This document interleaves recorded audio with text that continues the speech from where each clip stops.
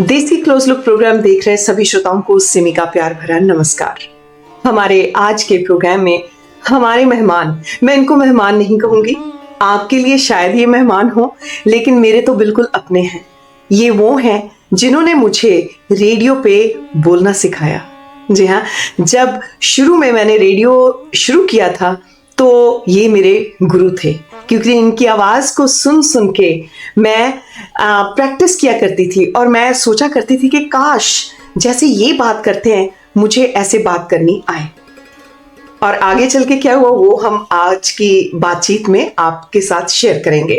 तो लेकिन उससे पहले आपको याद आया मैं किसका जिक्र कर रही हूँ? जी हाँ, अंबर के उस पार।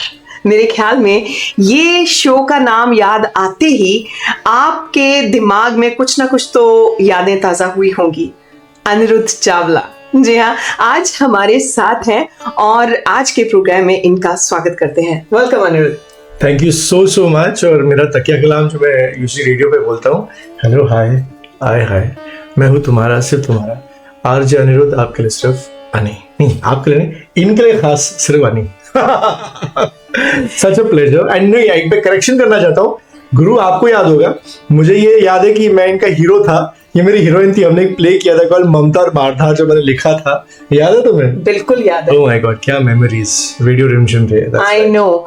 और मैं वाकई में अब जब मैं सोचती हूँ ना जिंदगी के बारे में, जो चीजें कई बार हमें जिंदगी में लगता है कि ओ माय गॉड फ्रस्ट्रेटेड हो जाते हैं या सोचते हैं कि ये क्यों हम कर रहे हैं, या पेशेंस कम हो जाती है कई बार सीखते सीखते, लेकिन वो चीजें आपको पॉलिश कर रही होती हैं, वो आपको यहाँ तक लेकर आती हैं कि जब आप आगे चल के किसी और की जिंदगी में एग्जाम्पल बनते हैं।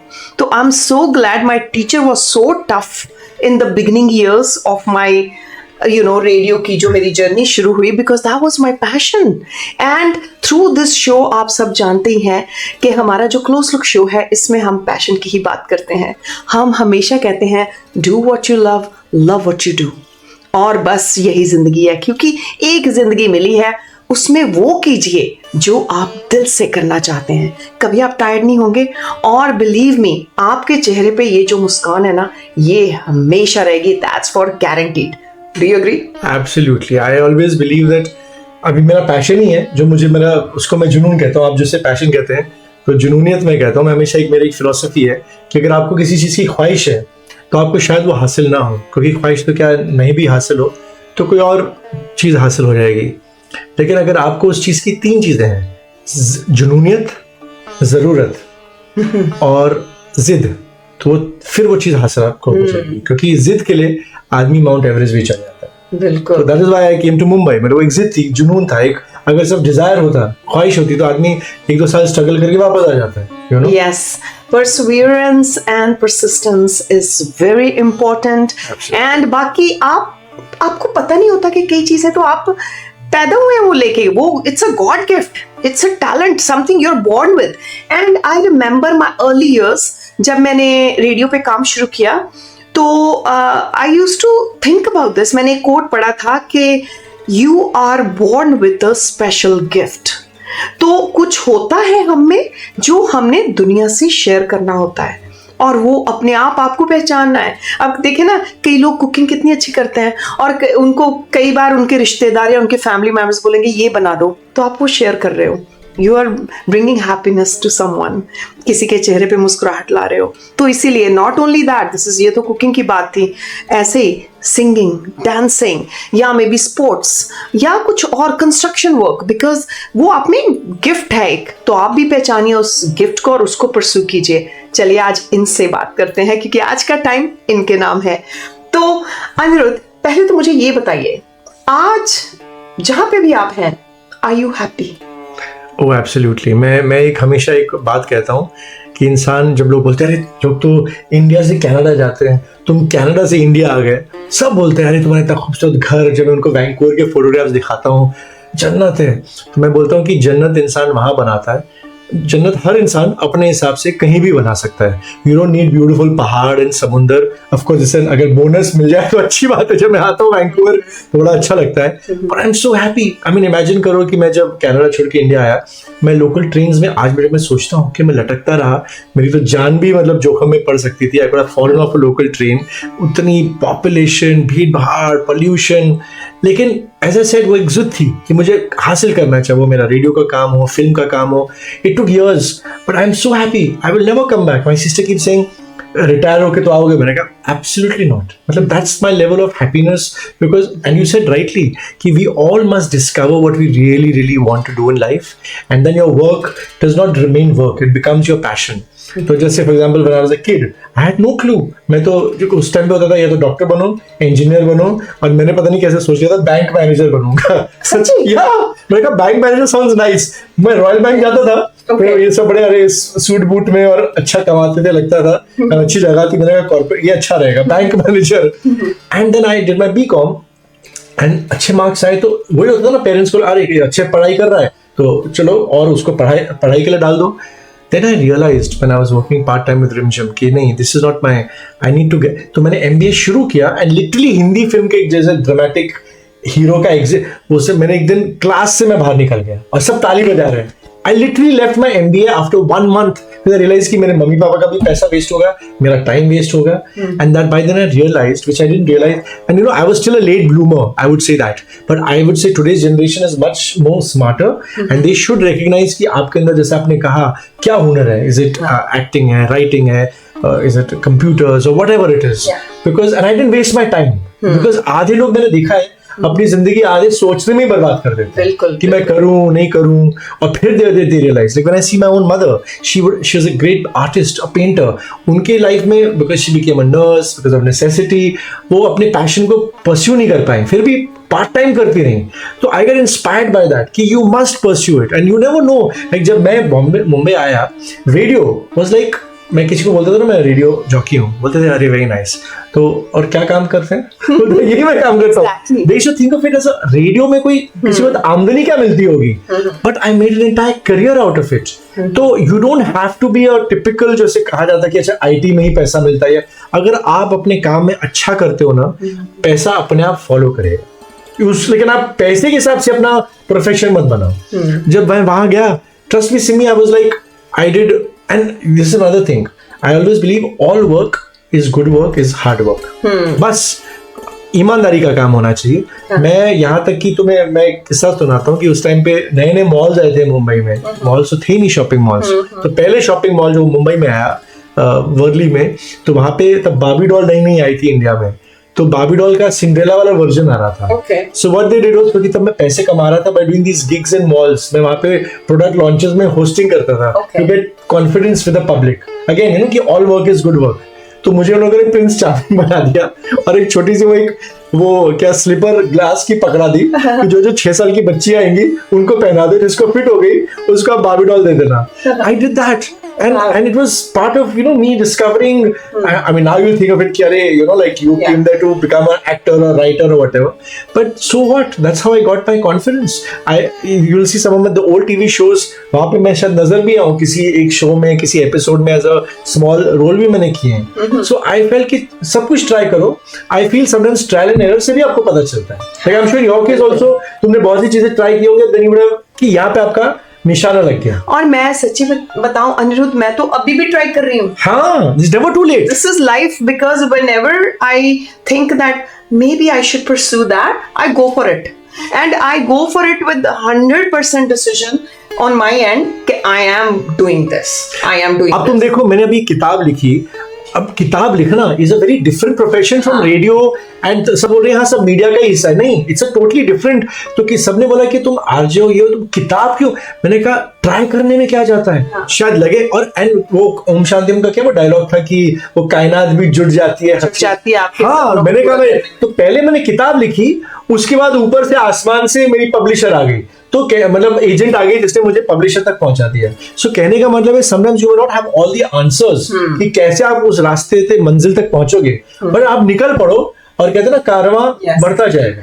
मैं अनिरुद्ध, आपने मेरी याद करा दी एक और बात जिंदगी में जो मेरे साथ हुई कि 20 साल पहले ना मुझे किसी साइकिक ने कहा था कि you are gonna be a publisher. अच्छा। And I said I am not, मेरे से तो सही से कुछ लिखा भी नहीं जाता, I am not even a script writer, कोई डायलॉग भी नहीं, but I was into creative writing for Sushma ji. I was writing scripts, commercials लिख रही थी, बट इससे ज्यादा नहीं। तो लेकिन look, close look magazine now, और जब भी मैं उसका पब्लिशर्स नोट लिखती हूँ ना, जो भी हमारा टॉपिक my होता है God. मैगजीन का, कभी मैंने आज तक उसको एडिट नहीं किया है। वो मेरे अंदर से जो लफ्ज निकलते हैं ना, वो मैं पेपर पे लिखती हूँ, और सारे मेरे वो अंदर से जो, क्योंकि उस टॉपिक को लेके, चाहे वो होमलेसनेस है, एंग्जाइटी है, डिप्रेशन है, होमोसेक्सुअलिटी है, या कोई और है टॉपिक हमारा, जो अंदर से मेरे भाव है निकलते हैं, वो पेपर पे आ जाते हैं। That is something because I was born with it and I didn't know that. And you know, one thing is sometimes we all get a catalyst in our life जो हमें हमारे सही राह पे, हमें दिशा पे ले जाता है। जैसे in my case, I would credit of course Sushma ji, owner of Rimjim Radio, who gave me that, मेरी पहली गुरु थी वो। I would of course my mother, जिन्होंने मुझे सुषमा जी तक पहुंचाया। Sachin Pilgaonkar, again somethings unexpectedly happen in life, कि वो हमारे फैमिली फ्रेंड थे, द ग्रेट एक्टर फाकियों के झरोकों से and Geet Gaata Chal and all, and he said, मैं ऐसी छुट्टी पे आया था बम्बई, और उनका एक शो चल रहा था तू मैं विद रीमा लागू एंड हिज वाइफ सुप्रिया, बहुत हिट था वहाँ पे। एक एपिसोड मैंने ऐसी लिखकर मैं निकल आ गया, and then he called me, sir we need writers like you, come to Mumbai. That's how I went. And ironically Simi, उनके साथ मैंने कभी काम ही नहीं किया, बिकॉज उस टाइम पे कुछ ऐसे हालात थे और इंडस्ट्री ऐसी थी, उन्होंने मुझे काफ़ी पायलट एपिसोड्स लिखवाए, हालात नहीं हो पाया। But today when I wrote my book on Lata ji, I thank you in acknowledgement, कैसे कि अगर आपने मुझे वो वहाँ पे धक्का नहीं दिया होता कि आ जाओ, मैं यहाँ पे मस्त था रिमझिम में, अच्छी चल रही थी लाइफ अपनी, प्लेज हम कर रहे थे, तो मैं एक कुएं का मेंढक ही बन के रह जाता। तो वहाँ पे उन्होंने मुझे समुद्र में छलांग लगाने की हिम्मत दी। That also shows you are a risk taker. And आप हमेशा आपने, मुझे पता है जब आपने प्ले लिखना शुरू किया था, it was an easy task है सबको इकट्ठा करना। जिन लोगों ने, हमने कभी एक्टिंग नहीं करी थी, हम सबको एक्टिंग सिखानी, प्रैक्टिस करनी सबको उस टाइम पे इकट्ठा। इट्स बट यू ऑलवेज, आपको हमें वो क्रिएटिविटी दिखती थी, और ये हार्ड वर्क, आपकी परसिस्टेंस की वजह से आप हो जहाँ पे हो। As you said सिमी, सब में कुछ ना कुछ होता है, हम लोग देख ही नहीं पाते हैं, या तो दुनिया में देखने नहीं रहती है, या हमारी खुद की अकल पर पर्दा लगा होता है, या हम सोचते हैं कि हम नहीं कर पाएंगे। एंड जो आपने रिस्क की बात की, I believe in the concept of calculated risk. जैसे अगर तुम्हें लगता होगा कि मैं रिस्क लिया, बट ये लोगों को नहीं पता है कि जाने से पहले मैंने 1.5 साल तक पूरे पैसे बचाए।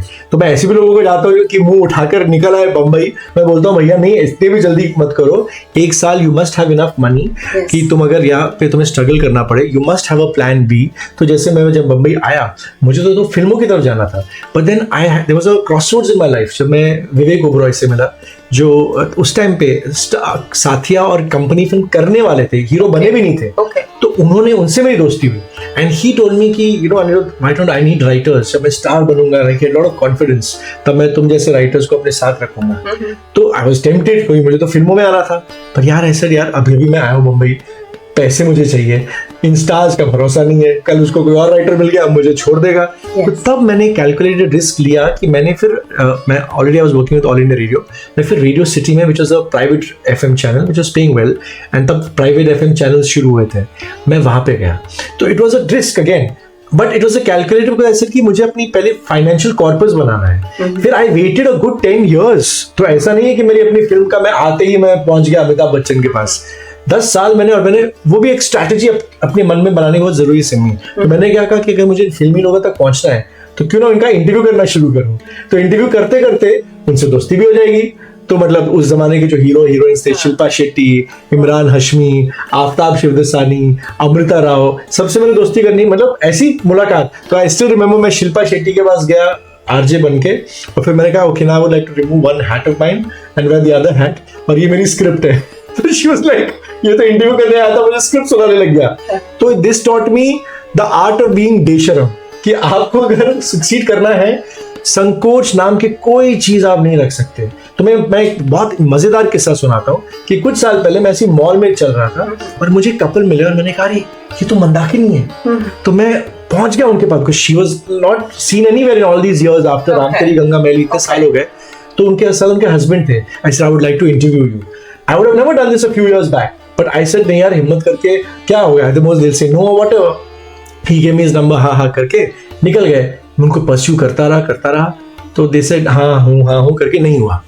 Would you believe it, about a year and a half back I got a call from a gentleman. He said आपसे कोई बात करना चाहता है। It was Mandakini on the phone. She said, you know, जब आपने मुझे तब अप्रोच किया था, तब मैं कुछ काम नहीं कर रही थी, और अचानक अब मेरे बेटे की म्यूजिक वीडियो आ रही है जिसमें मैं भी काम कर रही हूँ, और मैंने अपने पति से बोला जरा उसका नंबर निकालना, जिसने मुझे तब याद किया जब दुनिया मुझे भूल गई थी। So I wanted to give the first interview to you. And that's it, started a chain of events, क्योंकि उसी टाइम पे मैंने जो अपना स्टूडियो, अपना घर है, उसको पूरा एक पोस्टर महल बना दिया, सारे पोस्टर से सजा हुआ। तो she became my first guest. But कहने की बात ये है कि आई हैड टू, वो मुझे संकोच हटाना पड़ा। लाइक अभी मेरी किताब भी रिलीज हुई, लोगों को लगता है अरे इंस्टाग्राम पे ये हेमा मालिनी के साथ है, जितेंद्र के साथ है, बट हेलो, इनमें से आधे लोगों को मैं जानता नहीं था। मैं उनको मैसेजेस, उनका नंबर था मेरे पास, उनको मैं परस्यू करता रहा and like these are tricks you learn. अभी सब सोशल मीडिया पे, तो मैं उनको फॉलो करता था, अभी कहाँ कौन कहाँ पे है। तो जैसे 31 दिसंबर हुआ, ऐसे 31 दिसंबर के बाद तो लोग पार्टी वार्टी करके घर पे बैठते हैं। तो मैंने 2 जनवरी को हेमा मालिनी जी को फोन लगाया। She says, yes, what would you like? I said, I want to give my book to you. Yes, come tomorrow. And the next day I was at Hema ji's house. So you have to, आपको सब शर्मो हया सब छोड़नी पड़ती है. Of course, be polite and all. You can't be a stalker either. Yes, but Anirudh, you had gained that respect. वहाँ पे भी ना, एक respect भी था। लोग ये नहीं कि आपने बस जाते ही ये सब कुछ करना शुरू कर दिया, उसमें टाइम लगा, इतने all these years of hard work।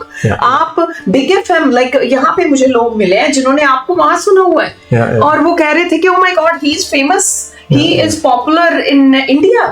तो हमें इतनी खुशी होती है। तो that's why ये एक्टर्स, इन लोगों को मीडिया अगर ना पूछे तो इनकी क्या है फिर, राइट? तो इनको वहां तक पहुंचाने वाले भी तो जो लोग इंटरव्यूज करते हैं, और जो रेडियो पे हैं, जो टीवी पे है, मीडिया है, उसकी बदौलत ही तो ये लोग आगे जाते हैं ना। Absolutely. तो it's your humbleness, your politeness, your वो जो आपका नाम लोगों ने सुना हुआ है, तो that is why। But कहने की बात ये है कि you have to have a certain strategy in your life if you want to get ahead in life। मैं जो आज जिस मकाम पे आया हूँ, it didn't come easy। As I said, मुझे भी फिल्मों में आने का शौक था, पर मैंने I paid my dues। मैंने 10 साल मेहनत की, अपना फाइनेंशियल कॉर्पस बनाया, फिर मैं अपनी पहली फिल्म डायरेक्ट करने निकला, सबकी बजेगी बैंड। वहाँ पर भी मैं आपको बताऊँ कि वहाँ पर मेरे 3 अलग अलग तजुर्बे, अलग अलग प्रोड्यूसर्स के साथ कोई फ्रॉड निकला, किसी ने मुझे 2 साल वेट कराया, फिर फाइनली मुझे मिला। पर और वो भी जो प्रोड्यूसर मिला, मैंने ये नहीं सोचा कि है मुझे जब करण जौहर मिलेगा, यश चोपड़ा मिलेंगे, तब मैं पिक्चर बनाऊंगा। आई सेड मुझे कोई मौका मिल रहा है, परफेक्ट मौका कभी नहीं मिलने वाला। आई टुक द चांस एंड मेरा नाम आया and Wikipedia, IMDb, I know कि अच्छा मेरी पिक्चर आ गई, सबकी हो जाएगी बैंड, मेरा खाता खुल गया, so to speak.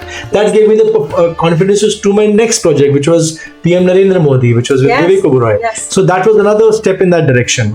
Then again मेरे अंदर ये, अगर मैं ईगो रखता कि नहीं मैं फिल्म सिर्फ डायरेक्ट करूंगा, आई रियलाइज कि कहीं पे मुझे डायरेक्ट करने का मौका मिलेगा, कहीं पे लिखने का मौका मिलेगा, sometimes it be a group effort.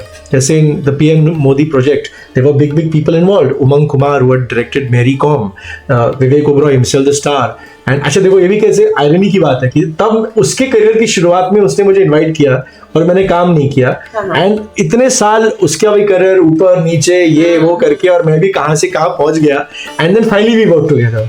So I always believe the right time हर चीज हो जाती है। जैसे आज इतने सालों के बाद हम मिले हैं and we have reconnected, you know, but yes, you have to make that effort। that I believe in guys, because very often हम वक्त के साथ ऐसे बह जाते हैं ना।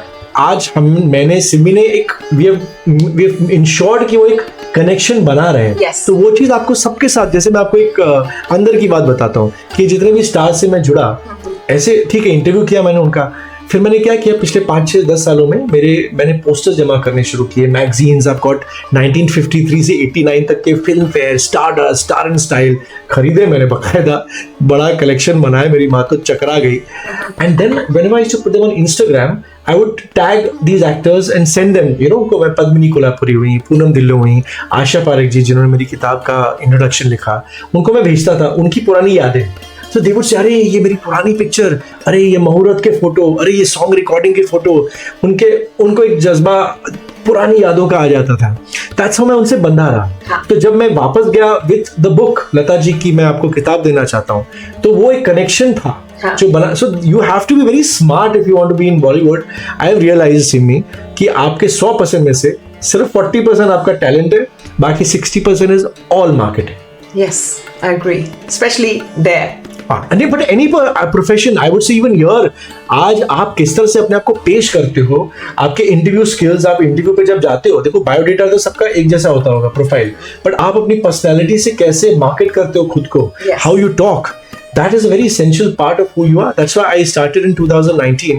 I started my own online institute because I realized कि Indians में एक प्रॉब्लम है कि हम लोग बड़े रटूत होते हैं, मार्क्स तो बड़े अच्छे आते थे फिर हम रट मार के, लेकिन where we fail is to express ourselves. We are not very good talkers. तो you need the art of communication is the most important. चाहे आप राइटर हो, जैसे because I was a good RJ, that's why जब मैं script narrate करता था तो इसलिए मैं उनको रिझा पाता था। या जैसे जब मैं लता जी की किताब लेकर गया हेमा जी के पास, या जितेंद्र जी, या जीनत अमान, या शर्मिला टैगोर, मैंने उनको क्या बोला, और मैंने कहा कि मैं लता जी का टाकिया बन के आया हूँ, कि उन्होंने जो मुझसे बात करी आपके बारे में, उन्होंने जो मुझे आप तक मैसेज पहुंचाने के लिए मुझसे कहा था, उनका पैगाम मैं उनके मरणोपरांत आप तक पहुंचा रहा हूँ। तो वो बात उनको छू गई, वो एक कही हुई बात। So sometimes you have to be very delicate in the way what you say, how you communicate. मैं ऐसे ही उठकर हाँ कि मैंने किताब लिखी है, मैं चाहता हूँ कि आप उसे endorse करें, वो थोड़ी करते। So you have to be very smart in how you present yourself. So that, yeah. और वैसे भी अनिरुद्ध, मेरे ख्याल में जब हम किसी के दिल को छूते हैं ना, चाहे उसको आप कॉम्प्लीमेंट करें या उनके काम की बात करें, तो वो कभी भी आपको नहीं भूलेंगे। Absolutely. तो you made them feel good and they felt so special. You made them feel special. Oh, absolutely. और उसमें ऑथेंटिसिटी थी, क्योंकि आपने ये नहीं कि आपने झूठा मूठा बोला, बिकॉज वो आपका इतने सालों का वही उसमें जो मेहनत है ना, वो झलकती है। और आपके पास तो मेरे ख्याल में कोई भी बात ले लो आप, फिल्मों के बारे में या एक्टर्स के बारे में, तो आपके पास हर चीज की नॉलेज है, तो वो नॉलेज ऐसे ही तो नहीं आ जाती ना। And I must tell you this कि जब मैंने लता जी की किताब तो मेरी खैर आ जाई है, लेकिन जब ये किताब का जो by the way our audience, please, I am so proud of you. ये बुक है, और अगर मेरे ख्याल में कैन दे ऑर्डर? हाँ, so basically there are two ways. अगर आप इंडिया में हैं, आपके कोई रिश्तेदार इंडिया में हैं, तो आप इसे अमेज़न से मंगा सकते हैं। इट्स कॉल्ड तेरे सुर और मेरे गीत बाय अनिरुद्ध चावला।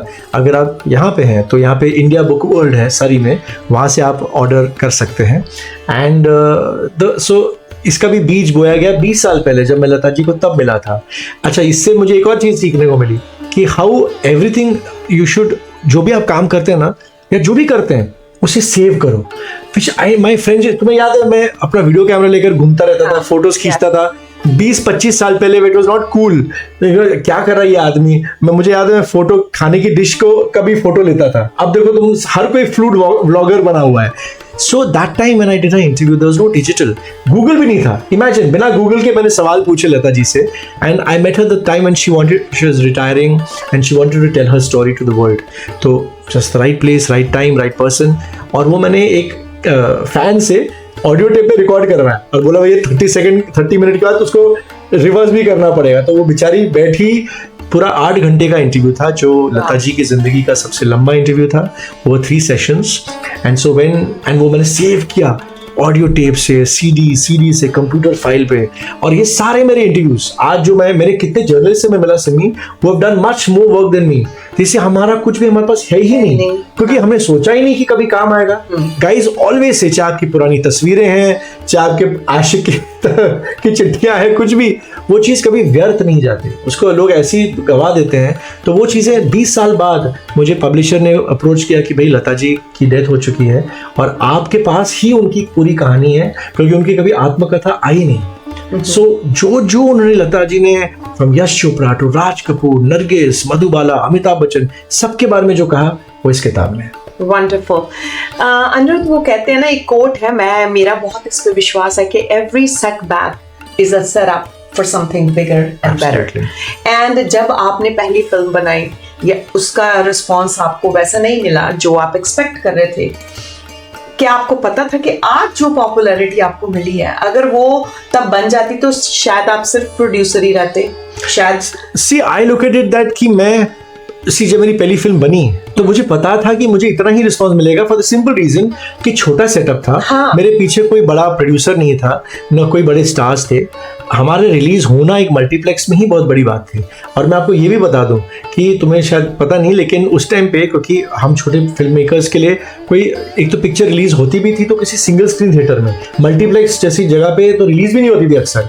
तो एक शो में मिला था बाकायदा एक थिएटर में, तो हमने 3 दिन तक धरना दिया था मल्टीप्लेक्सेस के बाहर। पूरा हमने बैनर लगाए थे कि व्हाई डज दिस घोर अन्याय to for as independent film makers, we need more screens. और मीडिया ने इस बात की मतलब पब्लिसिटी दी थी। We had nobody backing us, just pure conviction. उसके बाद वो छोटा विक्ट्री ये था कि एक शो जहाँ था वहाँ 2 शो कर दिए गए। तो for me the fact that my film released was the big thing. मेरे प्रोड्यूसर ने भी पैसा कमा लिया वापस। आई न्यू कि ये मेरी पहली सीडी होगी। So it was not even about कि मुझे वो नहीं मिला जो एक्सपेक्ट कर रहा था। आई न्यू इतना ही मिलेगा, बट ये मेरी पहली सीडी होगी। पहली सीडी से मुझे कॉन्फिडेंस मिला कि मैं दूसरी सीडी तक पहुंचूं। मोदी फिल्म जब मैंने की, अगेन मोदी फिल्म से मुझे कॉन्फिडेंस मिला कि अब मैंने एक बायोपिक की है तो क्यों ना मैं अभी किताब लिखूं जिसपे किसी और हस्ती को लेकर। That's how I got. So I always believe कि everything that you do teaches you or helps you reach the second stage of your life. Yes. So that's how I reached the. I'll give you another example. Lata ji की किताब की, उसके बाद मैंने सबको एक किताब दी, from Hema Malini to Jitu ji to Pyarelal जी, उत्तम सिंह, पद्मिनी, पूनम, मंदाकिनी, आशा पारेख, शर्मिला टैगोर।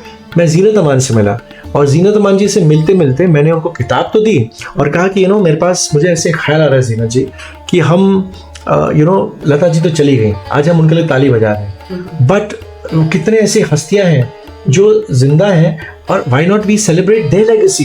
किसी के मरने के बाद ही हम क्यों उनके लिए ताली बजाते हैं? So I said I have this concept कि क्यों ना हम शोज शुरू करें। And I gave the same idea to my publishers कि let's have a show concept जहाँ पे हम एक स्टार के साथ या लेजेंड के साथ पूरे कंट्री में ट्रैवल करेंगे और उनकी कहानी लोगों के सामने पेश करेंगे। तो वो देखो कड़ी जुड़ते जुड़ते, so now my shows are happening called ये Shaam Mastani, which are in conjunction with Saregama जो म्यूजिक कंपनी है लाइव। तो उनके साथ मैं और Zeenat ji we going to be in October Delhi, Mumbai, Jaipur, and we going to be telling her story to the whole world in all these musical concerts. So एक कड़ी से दूसरी कड़ी जुड़ती चली गई। Wonderful, wonderful. अच्छा, अब हमें ये बताइए कि जब आप अब वहाँ पे हैं, मम्मी यहाँ पे हैं, हाँ, तो मम्मी की याद आती है? यस, ये मेरा मलाल हमेशा रहता है कि मेरे कितने सारे ऐसे माइलस्टोन्स थे जहाँ पे मम्मी को मैं मिस किया। लाइक मेरी जब पहली फिल्म डायरेक्ट मैंने की तब she was there, and coincidentally it was my birthday on that day, 1st May, and she was there for that. But then जब मोदी फिल्म रिलीज हुई she was not there. And जैसे ये किताब थी तो I was again, but I always feel कि कुदरत अगर हम वो कहते ना अगर पूरा एनर्जी आप उस चीज़ में डाल दो, तो मैंने भगवान से कहा था, I am very spiritual that way, that I have conversations with God on a daily level, and I always believe कि भगवान से आप सिर्फ जनरली मत बात करो कि भगवान पावर्टी खत्म हो जाए, गरीबी खत्म हो, सब खुश रहे। मैंने एक चीज़ सीखी है, अंदर की बात है कि आप भगवान से इंडिविजुअली बात करो, मतलब छोटी छोटी बातों पे, भगवान जी की ऐसा हुआ, आज ऐसा हुआ, ऐसा क्यों हुआ, वो I am sorry for this, I am thank you for this. तो thank you, sorry and please मैं रोज़ करता हूँ। तो मैंने भगवान से कहा था कि भगवान जी मेरी माँ के साथ मेरा ये अफसोस है कि मुझे लॉन्च पे मैं उनको देख नहीं पाया। इमेजिन मैं अभी वैंकूवर आया और यहाँ पे उसका इंटरनेशनल बुक लॉन्च हुआ इंडिया बुक वर्ल्ड में, and my mother and sister both were there. So I firmly believe that yes, you make sacrifices and compromises. अगर मैं अपनी माँ का पल्लू पकड़ के बैठा रहता तो मैं बम्बई नहीं जा पाता, बट आपका फर्ज बनता है, आप कोई भी हो, कि आप अपनी फैमिली से जुड़े रहो। चाहे कहीं भी आप दुनिया के किसी कोने में, आजकल जाना ही पड़ता है काम के लिए, बट फैमिली से रिश्ते नाते जोड़े रखो, very important.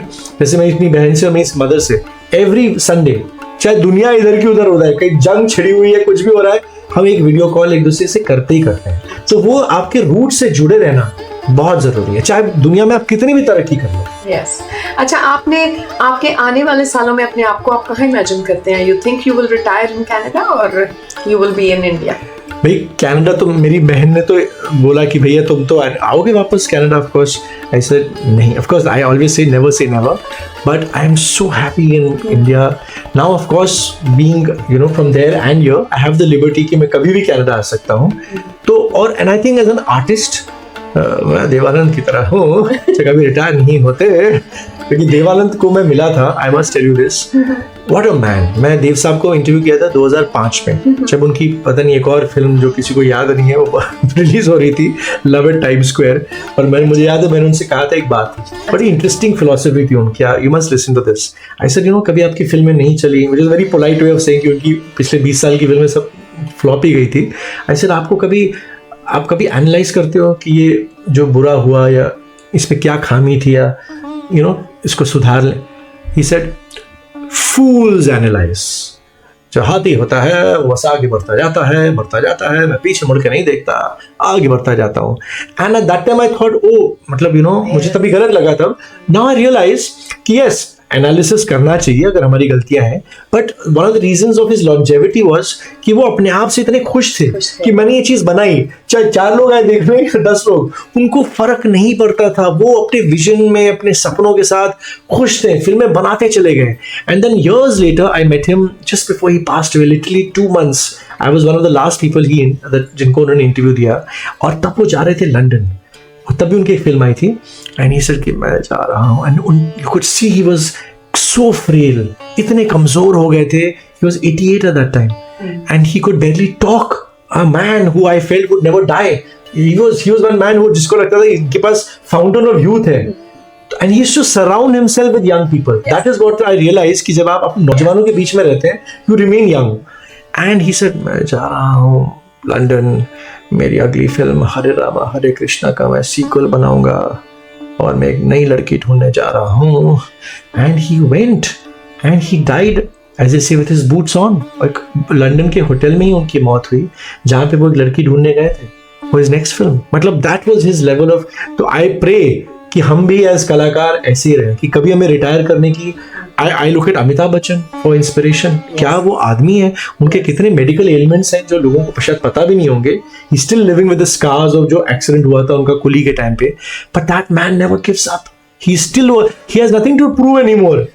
So it's not about proving also, it's just about I see my own mother that she's even at this age she goes volunteering at VGH at Vancouver General Hospital. She does makeup classes. Yes. She does fashion designing. मतलब क्या क्या मेरी माँ, it's just to keep not just busy but to keep your mind active. तो वो बहुत जरूरी है कि वो माइंड आपका एक्टिव हमेशा होना चाहिए। मेरा हमेशा अनुरोध ये होता है कि I pick up inspiration from local people. जो जैसे अभी आपने आंटी की एग्जांपल दी, तो मैं जब आंटी को मिली थी, आंटी ने मुझे कहा था, तो कह रहे थे कि मैंने कहा आंटी कभी आए ना शो में, तो कहती हाँ मैं तो कर भी सकती हूँ। लाइक दैट इज व्हाट, क्योंकि मुझे ऐसे लोग हमेशा इंस्पायर करते हैं। बाकी आई एम सॉरी, लेकिन जो ये सेलिब्रिटीज वगैरह होती हैं ना, कई बार मुझे लगता है कि are they really, is this true or are they faking it? Do you think कि they fake it too? See, जो ओरिजिनल सेलिब्रिटीज थे ना, जिनको मैं ओरिजिनल लेजेंड्स कहता हूँ, they came, वो बिल्कुल जमीन से आए। You know, आज मैं आई एम सो प्राउड कि मैं जब नया नया कनाडा से इंडिया, तो I got to interview those legends. I got to meet Sunil Dutt Sahab, Devanand, Asha Bhosle, Lata ji, जो यू नो लाइक क्या धुरंधर थे वो, गुलजार साहब। सुनील दत्त साहब ने जब अपनी पार्टीशन की किस्से सुनाए कि कैसे पार्टीशन में उनकी फैमिली यहाँ आई, कैसे वो रेलवे प्लेटफॉर्म पे सोए, उनकी जो कहानियां थी, that's why when you see them acting you can see दो उनके चेहरे पे वो जो रेखाएं हैं, यू कैन सी कि इन्होंने जिंदगी को जिया है। आज के जो स्टार्स है, they have grown up in gyms and you know and saloons, तो उनके पास जो भी कुछ है बताने को, it's all about the gym body उनको कैसे मिली, उनका डाइट कैसा है, you know how much do they workout in a day, क्या खाते हैं वो, तो उसमें आपको क्या इंस्पिरेशन मिलेगा। And now the world is such कि everything is about, it's PR managed, कि उनके पीआर मैनेजर ही उनको बोलते हैं कि क्या बोले।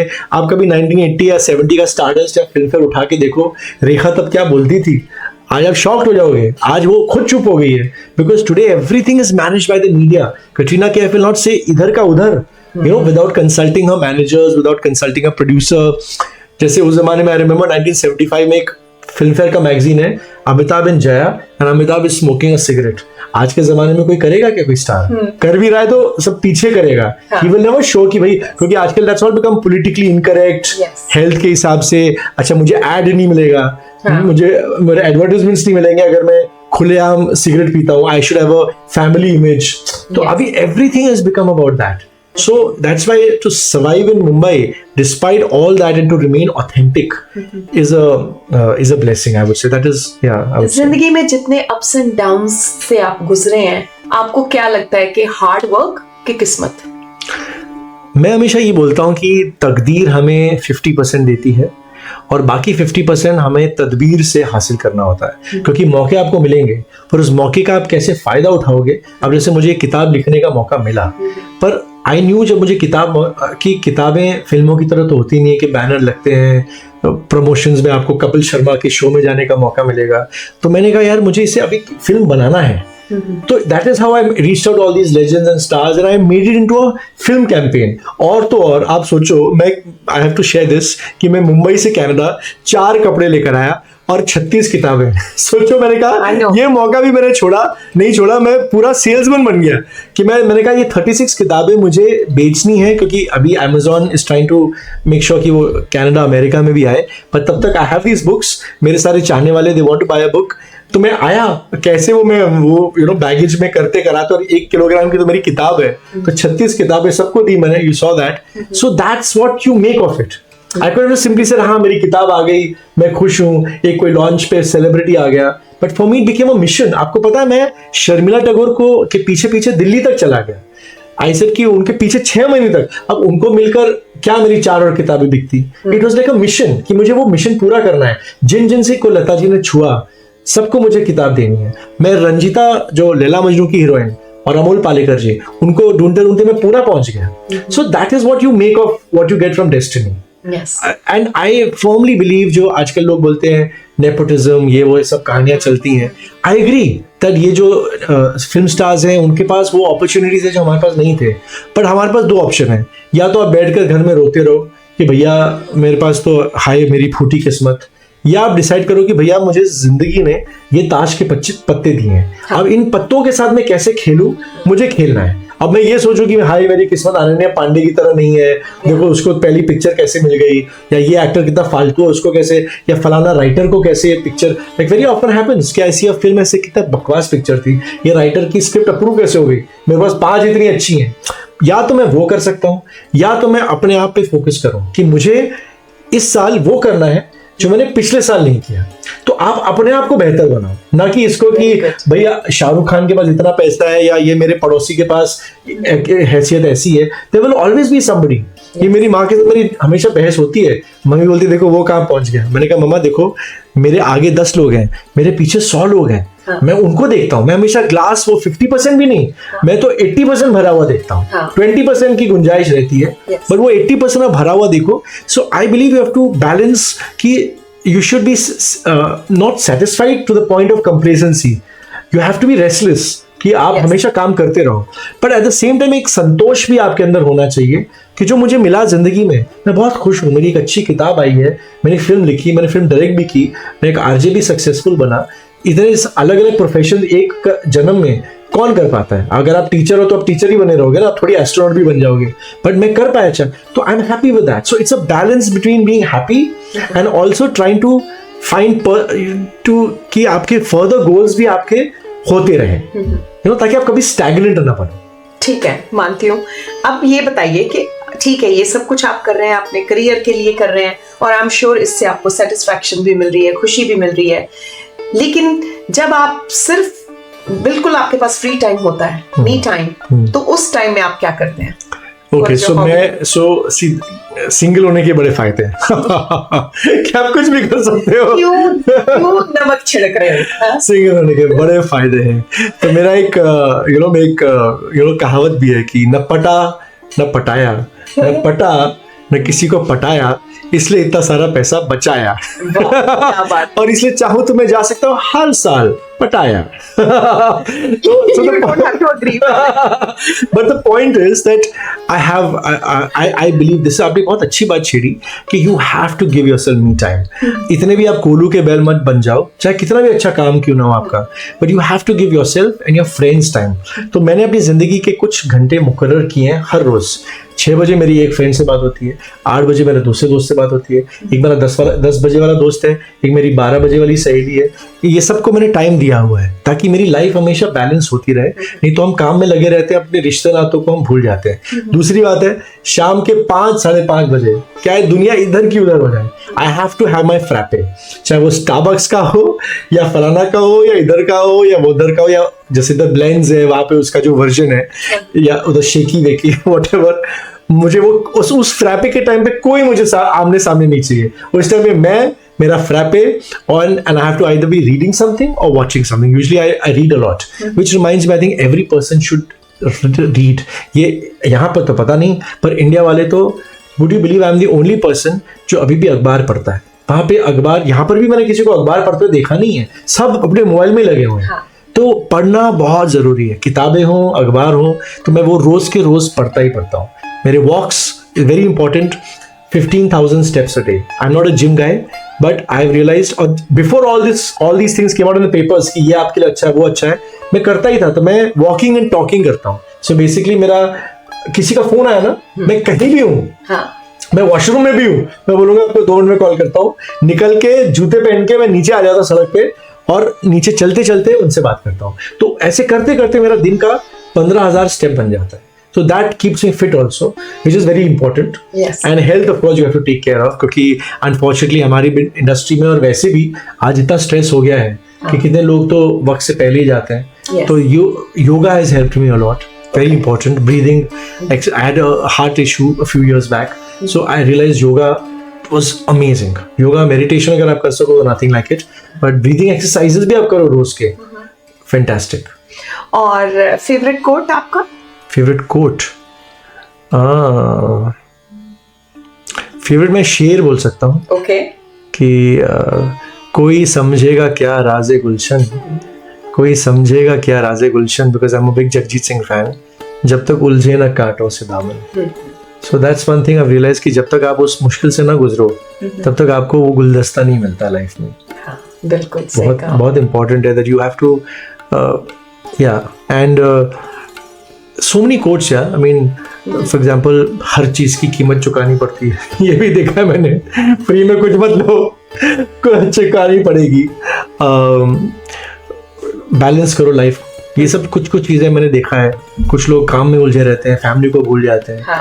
तो कुछ ये चीजें हैं बहुत लाइफ में. एंड या वो कहते हैं ना, आफ्टर कोविड, तो आई फर्मली हर दूसरे इंसान से मैं कहता हूँ कि जिंदगी का कोई भरोसा नहीं. रियली कोविड ने हम सबको बहुत कुछ मतलब गवाया हमने. तो लाइफ का सचमुच भरोसा नहीं.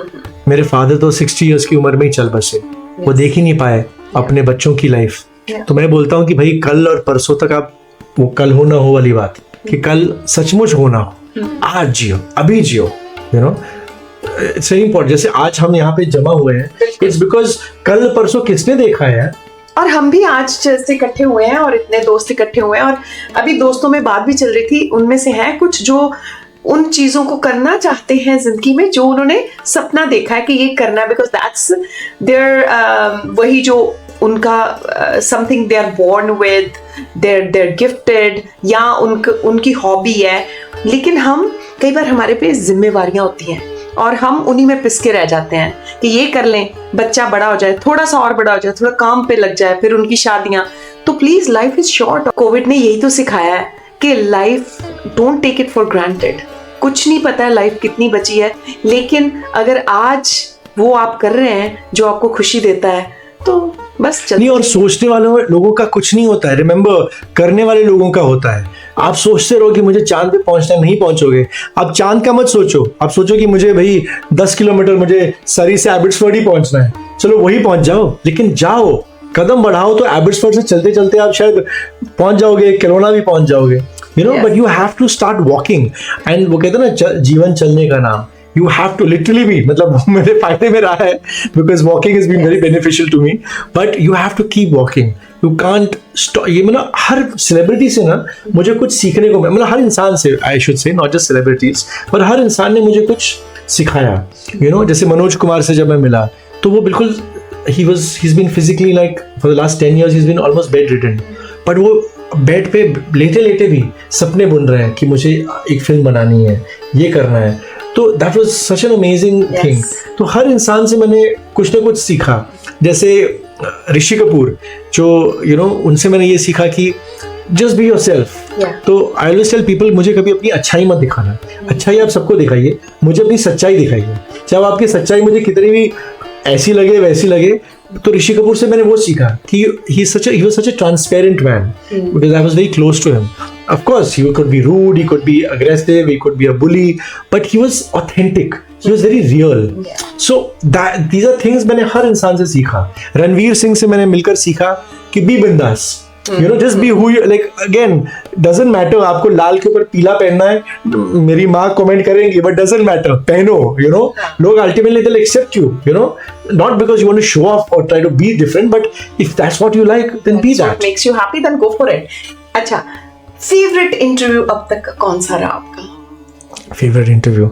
Now that's a tough one, because sometimes our favorite interviews are with people who might not be such big stars or whatever. Or they might not be stars, but लेकिन उनकी जिंदगी के ऐसी बातें जान के जो आप बिल्कुल. See, I would just, मैं ऐसे एक लाइन में ही बोलूंगा कि हर इंटरव्यू की अपनी कशिश रही. जैसे शाहरुख खान से मैं मिला तो उनसे मैंने I just was blown away by he's such a charmer, and the fact कि वो एक सेकंड में हमारे साथ 15 मिनट का इंटरव्यू था. तो उनसे ज़्यादा लंबे मैंने कितने इंटरव्यूज किए हैं, पर वो 15 मिनट में मैंने उनसे कहा कि अच्छा आप कि मैं अलग अलग हीरोइंस के नाम बताता हूँ, आप उनके बारे में क्या कहोगे. तो मतलब without thinking I said Madhuri Dixit, smartest, Sushmita Sen, tallest. मतलब करते करते उन्होंने बड़ा खूबसूरत सी रूपरेखा बांधी. So he charmed me with that. There been interviews like Asha Bhosle. She is a person, she was so bindas, like compared to Lata ji, was a bit more diplomatic. So she was somebody, like I asked her कि about आजकल के गाने आपको कैसे लगते हैं. तो she says कि मैं सोचती थी कि हम क्या तब गाने कुछ मैंने गाए हैं ऐसे वैसे, पर आजकल के गानों को मैं देखती हूँ तो मैं सोचती हूँ कि हम इनके मुकाबले में तो जयश्री टी और पद्मा खन्ना देवियाँ हैं, उनके तो पाँव छूने चाहिए. तो she was so authentic and real. Then of course Rishi Kapoor, as I told you, was such an amazing, like he was so honest about himself. Like I'll never forget एक बात उनकी कही हुई कि उन्होंने मुझे विनोद खन्ना की डेथ पे बुलाया और बोला कि मैं कुछ कहना चाहता हूँ, आओ मेरे घर पे. तो मैं उनके घर पे गया और उन्होंने कहा कि मुझे रिकॉर्ड करो, और क्योंकि मैं रेडियो पे शो करता था. इसस की ये क्या बात है, विनोद खन्ना जी की इतने बड़े स्टार की डेथ, मतलब लेजेंड, इतने बड़े कलाकार चले गए और कोई आया भी नहीं उनके फ्यूनरल पे. He was so angry. Yes. And then he said something which मेरे रोंगटे खड़े हो गए सिम्मी. He said कि मुझे तो ऐसा लगता है कि अभी दुनिया ऐसी हो गई है कि कल अगर मैं मर गया तो मेरे कंधे पे मुझे कंधा देने के लिए 2 लोग भी नहीं आएंगे. And would you believe he died during COVID? And उस टाइम पे हालात ऐसे थे कि nobody was allowed to go for funerals, and सचमुच 2 लोग भी नहीं थे. तो these things just जब मैं ये चीज़ें सोचता हूँ कि oh my God. Then Sulakshana Pandit, who many people remember as a beautiful star from the 70s. Hers was one of the most memorable because she started crying in the interview itself, in a live interview on All India Radio, where she said कि मैं संजीव कुमार से प्यार करती थी पर वो हेमा मालिनी से प्यार करते थे. And वो बोले कि Sulakshana, marriages are made in heaven. और वो रोने लग गई. और मैं तब लाइव इंटरव्यू कर रहा हूँ. आप सोचे कोई लाइव शो कर रहा है, तब रिकॉर्डिंग भी नहीं होती थी, कुछ आप एडिट नहीं कर सकते, मैं क्या करूँ.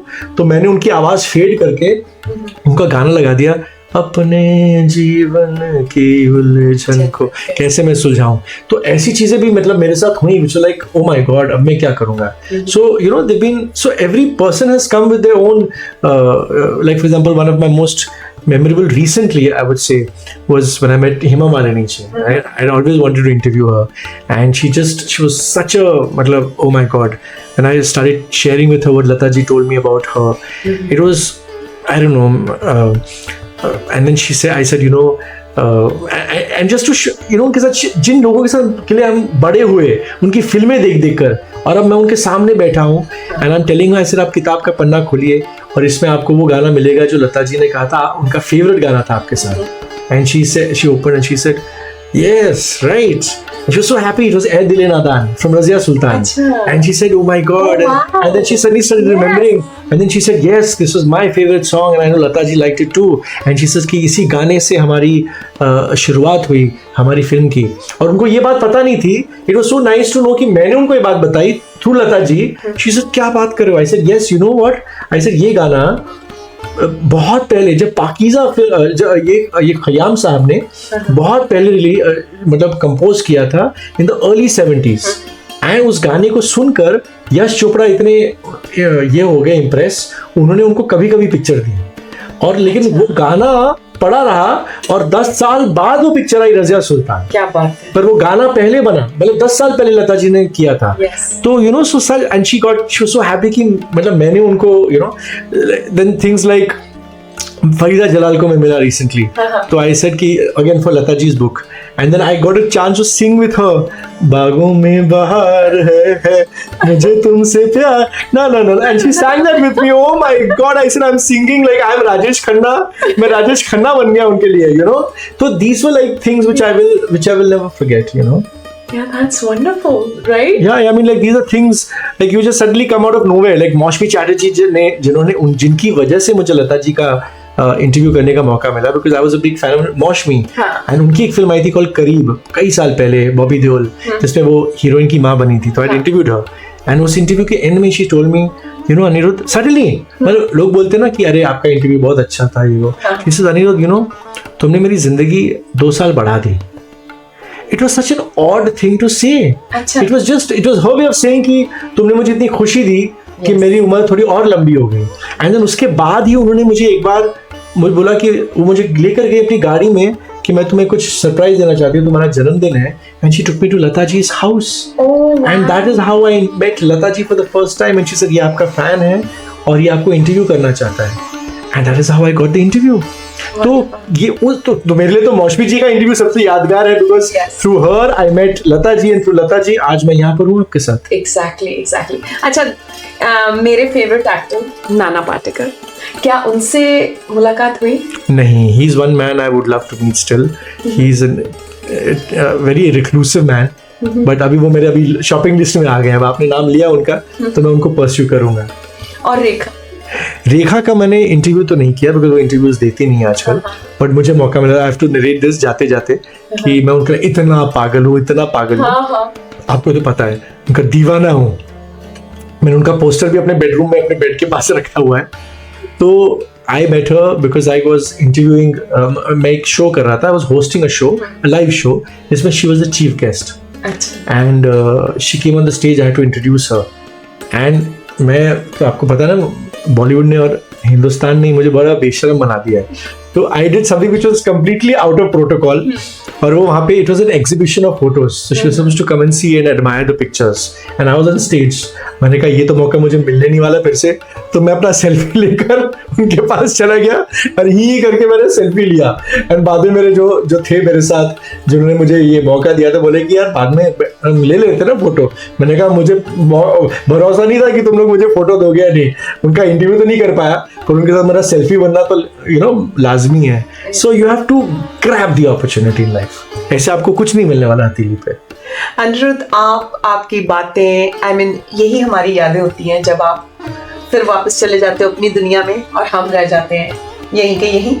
लेकिन अंबर के उस पार ले जाने वाले आज हमारे साथ, जो बाद में समुंदर के उस पार चला गया और हम हमारे साथ बैठे हुए हैं अंबर के इस पार। और देखिए ना, इन्होंने कैसे बातचीत के जरिए कितना कुछ हमें सिखा दिया, जिंदगी के बारे में, जिंदगी को जीने के बारे में, अपने सपने कैसे आपने पूरे करने हैं उनके बारे में।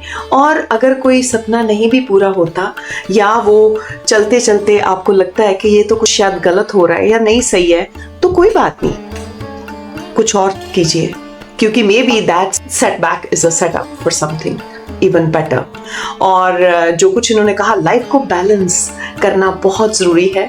अपने सपनों को भी पूरा कीजिए, लेकिन जो आपके इर्द गिर्द आपकी फैमिली, परिवार, जिम्मेवारियां, उनको निभाते हुए, दैट इज़ वेरी इंपॉर्टेंट। और अपने आप को फिजिकली, इमोशनली, साइकोलॉजिकली अपने आप को स्ट्रॉन्ग रखिए और बिल्कुल तरोताज़ा रखिए। और देखिए ना, ये बिल्कुल वैसे के वैसे ही लग रहे हैं। I mean, आपके चेहरे पे ना लगता ही नहीं है, I don't want to mention his age. Such an तो सिंगल रहने के फायदे हैं। और दूसरा, वीको टर्मरिक आयुर्वेदिक क्रीम त्वचा की रक्षा करे, antiseptic cream. Trust me guys, मैं बचपन से वीको टर्मरिक यूज कर रहा हूँ, this is not a joke. And लोग आजकल हाई फाई सारे फॉरेन वाले यूज करते हैं। दे आस्क मी, आपके one of my the actors, I won't mention का नाम, ही एक्चुअली ही सेड आपके त्वचा का राज क्या है? फिल्म स्टार था वो। And I said Vicco turmeric and he started laughing. He said क्या बात कर? मैंने कहा कसम से मैं सबको बताता हूँ बचपन से, because it has haldi, because I really believe in the power of haldi. It has benefited me in Harvard. Of course you have to sleep well and और भी चीजें करनी होती हैं, बट यस, वीको टर्मरिक। जाते जाते मैं चाहता हूँ सिमी, हम क्योंकि लता जी की किताब है तो क्यों ना हम दोनों मिलकर तेरे और मेरे, हाँ, which you can get on Amazon if you're in India, and यहाँ पे इंडिया बुक वर्ल्ड में सरी में आपको ऑर्डर आप प्लेस कर सकते हो। आई थिंक कि तुम और मैं, क्योंकि तुम्हें भी पुराने गानों का बहुत शौक है और क्योंकि हमारा जर्नी ही रेडियो से शुरू हुआ, तो क्यों ना जाते जाते एक छोटा सा 1 मिनट का मेडली हो जाए of all Lata ji songs जो तुम्हें याद आए, और तुम मेरे साथ गुनगुना देना जब तुम्हें याद नहीं आ रहा हो, तो आई विल ऐड यू और यू कैन जॉइन मी। तो आई विल स्टार्ट विद, मैं आपको जॉइन करूंगी, ठीक है? You pick a song. And these are all songs which I feel Lata ji ने हमें जो दान दिया है, जो हमारी जिंदगी का हिस्सा है। Not just beautiful songs, but this is what, जो तुमने बोला ना, मेरी जिंदगी की फिलॉसफियां इन गानों में शामिल है। एक प्यार का नगमा है, मौजों की रवानी है, जिंदगी और कुछ भी नहीं, तेरी मेरी कहानी है। देन खिलते हैं गुल यहाँ, खिल के बिखरने को मिलते हैं दिल यहाँ, मिल के बिछड़ने को। क्या बात है। गुम है किसी के प्यार में दिल सुबह शाम, पर मैं लिख नहीं पाऊं मैं उसका नाम। ये सारे गाने हैं जो जिनके साथ हम पले बड़े हैं तुम, और ये गाना तो खास तौर पे क्योंकि तुमने मुझे बुलाया आज, और ये मेरा ऑल टाइम फेवरेट है। तुम आ गए हो, नूर आ गया है, नहीं तो चरागों से लौ जा रही थी। सीरियसली ना, जीने की तुमसे वजह मिल गई है, बड़ी बेवजह जिंदगी जा रही थी। And the feeling that I am getting right now being with Simi, आज कल पाँव ज़मीन पर नहीं पड़ते, ज्यादा ड्रामेटिक हो जाते हैं इनको। बोलो देखा कभी तुमने मुझे उड़ते हुए। और जिसके साथ मैं, इस गाने के साथ मैं हमेशा एक जमाने में फ्लर्ट करता था इसके साथ, इसको याद भी नहीं होगा।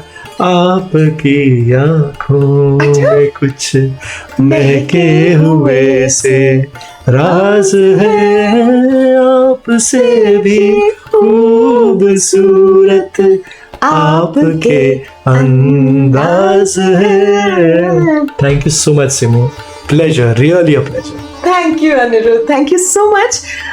हमें उम्मीद है कि आज की ये बातचीत से आपने जरूर कुछ ना कुछ सीखा होगा, कुछ ना कुछ आपके माइंड में थॉट्स आए होंगे। अब आपने क्या करना है कि उन पे एक्शन लेना है, ठीक है? नहीं तो वो थॉट्स ही रह जाएंगे। तो एक्शन लीजिए, और अगर यहाँ पे आके अपनी बातचीत हमारे साथ शेयर करनी है तो आपको पता है क्या करना है। स्क्रीन पे नंबर है, डायल कीजिए और आ जाइए, अपनी बातचीत हमारी ऑडियंस के साथ शेयर कीजिए। Thank you so much for watching close look. Thank you so much.